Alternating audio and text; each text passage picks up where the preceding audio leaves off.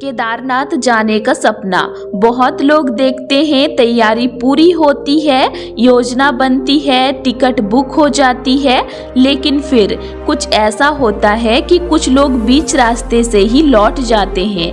कोई कहता है मन नहीं माना, कोई कहता है अंदर से घबराहट हो रही थी, और कोई बस इतना कहता है लगता है बाबा ने नहीं बुलाया। तो आज के इस वीडियो में मैं कोई कहानी नहीं, कोई डर नहीं, बल्कि उस एहसास की सच्चाई आपसे साझा करूंगी, क्योंकि केदारनाथ सबको बुलाता नहीं और यह बात बहुत कम लोग समझ पाते हैं। तो केदारनाथ सिर्फ एक जगह नहीं है, यह कोई टूरिस्ट स्पॉट नहीं है जहां जाकर फोटो खिंचाकर वापस आ जाए। यह यात्रा है, शरीर की परीक्षा लेती है, मन को तोड़ती है और अहंकार को झुकाती है। लंबा रास्ता, ठंड, ऊंचाई, सांस फूलना, यह सब शरीर से ज्यादा मन को थकाता है। और जब मन थकता है तो इंसान पहली बार खुद से सामना करता है। बहुत लोग बीच रास्ते से लौटते हैं, लेकिन वजह कोई खुलकर नहीं बताता। किसी को अचानक डर लगने लगता है, किसी को घबराहट होने लगती है, किसी का मन भारी हो जाता है।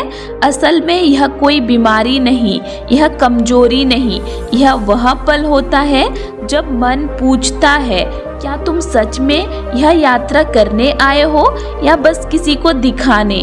और जो लोग इस सवाल का जवाब नहीं दे पाते वो लौट जाते हैं। जब कोई कहता है बाबा ने नहीं बुलाया तो लोग सोचते हैं यह अंधविश्वास है, लेकिन सच यह है इसका मतलब होता है मन तैयार नहीं है। केदारनाथ दिखावे की भक्ति नहीं चाहता, मजबूरी की यात्रा नहीं चाहता।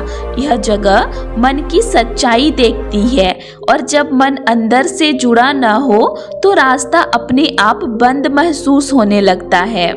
हाँ, कई बार डर भी वजह होता है, लेकिन यह डर भूत प्रेत का नहीं, किसी कहानी का नहीं। यह डर होता है अकेलेपन का, ऊंचाई का, खुद से मिलने का। केदारनाथ में मोबाइल नेटवर्क कम होता है, शोर नहीं होता, भागने की जगह नहीं होती, और जब इंसान भाग नहीं पाता तो डर पैदा होता है। कुछ लोग इस डर से लड़ लेते हैं और कुछ लौट जाते हैं। बहुत लोग कहते हैं केदारनाथ चुनता है। सच यह है केदारनाथ किसी को रोकता नहीं, लेकिन यह जगह झूठे मन को स्वीकार नहीं करती। अगर आप सिर्फ दिखावे के लिए आए हैं, सिर्फ वीडियो के लिए आए हैं, सिर्फ ट्रेंड के लिए आए हैं, तो रास्ता आपको भारी लगेगा। लेकिन अगर आप सच्चे मन से, खाली मन से, बिना अपेक्षा के आते हैं तो वही रास्ता आसान लगने लगता है। जो लोग केदारनाथ पहुंच जाते हैं वो लौट कर कहते हैं कुछ बदल गया। वे ज़्यादा नहीं बोलते, ज़्यादा दिखावा नहीं करते, क्योंकि जो अनुभव अंदर होता है वह शब्दों में नहीं उतरता। केदारनाथ शोर नहीं देता, यह शांति देता है, और शांति हर कोई संभाल नहीं पाता। अगर आप भी कभी केदारनाथ जाने की योजना बना रहे हैं तो याद रखिए, जल्दी मत कीजिए, दिखावे में मत जाइए, डर में फैसला मत लीजिए। अगर मन तैयार होगा तो रास्ता खुद खुल जाएगा, और अगर मन तैयार नहीं तो लौट आना भी कोई हार नहीं है। केदारनाथ जब बुलाएगा तब सब आसान लगेगा। तो अब हम बात करेंगे उस रास्ते की जिस पर हर कोई चलता है, लेकिन हर कोई समझ नहीं पाता। अब हम बात करेंगे बर्फ की, खामोशी की, और उन अनुभवों की जिन्हें लोग लौट कर भी किसी को नहीं बताते। तो गौरीकुंड से केदारनाथ तक रास्ता वही होता है, लेकिन सवाल यह है कुछ को यह आसान क्यों लगता है और कुछ को यही रास्ता बोझ क्यों बन जाता है। असल में रास्ता नहीं बदलता, मन बदलता है। जैसे जैसे ऊंचाई बढ़ती है वैसे वैसे सांस तेज होती है, शरीर धीमा पड़ता है और दिमाग खाली होने लगता है। यही वह पल होता है जब इंसान अपनी असली हालत महसूस करता है।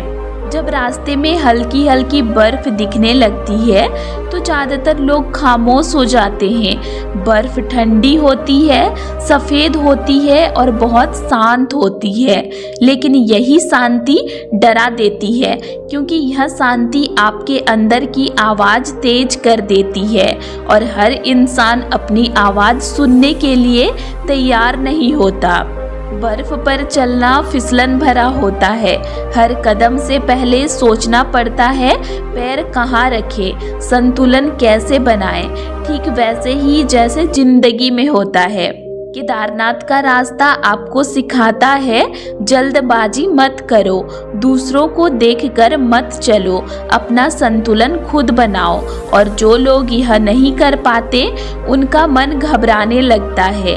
लोग कहते हैं बर्फ ज़्यादा थी इसीलिए लौट आए, लेकिन सच यह है बर्फ वजह नहीं होती, बर्फ सिर्फ बहाना होती है। असल वजह होती है मन का हार जाना।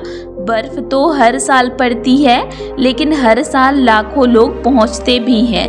तो फर्क कहाँ है? फर्क है तैयारी में नहीं, मन की स्थिति में। केदारनाथ के रास्ते में एक समय ऐसा आता है जब आवाज़ें कम हो जाती है, लोग पीछे छूट जाते हैं और आप खुद के साथ अकेले चल रहे होते हैं। यह खामोशी बहुत गहरी होती है, बहुत भारी होती है और यही खामोशी कुछ लोगों को डरा देती है, क्योंकि यह खामोशी आपसे सवाल पूछती है, तुम यहाँ क्यों आए हो?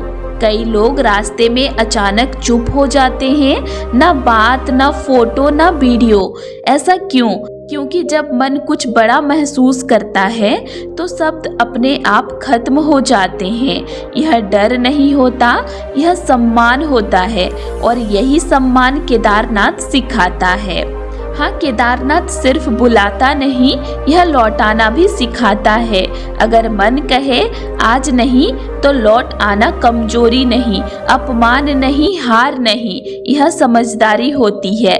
क्योंकि केदारनाथ जब सही समय पर बुलाता है तो वही रास्ता आपको अपने आप खींच लेता है। केदारनाथ का रास्ता बर्फ से ढका हो सकता है, लेकिन यह रास्ता झूठ से नहीं ढकता। यह साफ देखता है कौन क्यों आया है और कौन सिर्फ चल रहा है। अगर आप भी इस रास्ते पर जाएं तो एक बात याद रखिए, यह यात्रा पैरों से नहीं मन से पूरी होती है। इसी के साथ दोस्तों आज तारीख हो गया 22 जनवरी और अभी केदारनाथ धाम में भारी बर्फबारी हो रही है। ठंड काफ़ी ज़्यादा है, अभी कुछ भी वहाँ पर काम नहीं हो रहा है, सारा काम कंस्ट्रक्शन का रुका हुआ है क्योंकि बर्फबारी काफ़ी ज़्यादा हो रही है और इतनी बर्फबारी में कुछ काम नहीं हो पाता है। तो अभी कोई भी श्रद्धालु वहाँ पर नहीं है, तो कोई भी अभी जाने का कोशिश नहीं कीजिएगा। जिसको भी बाबा केदारनाथ का अभी दर्शन करना है वो ऊखीमठ के ओमकारेश्वर मंदिर में बाबा केदार का दर्शन कर सकते हैं। और अगर जिसको केदारनाथ धाम जाना है वो 2026 का अप्रैल महीना में कपाट खुलेगा, तब आप लोग जाइएगा, उसका तैयारी कीजिए।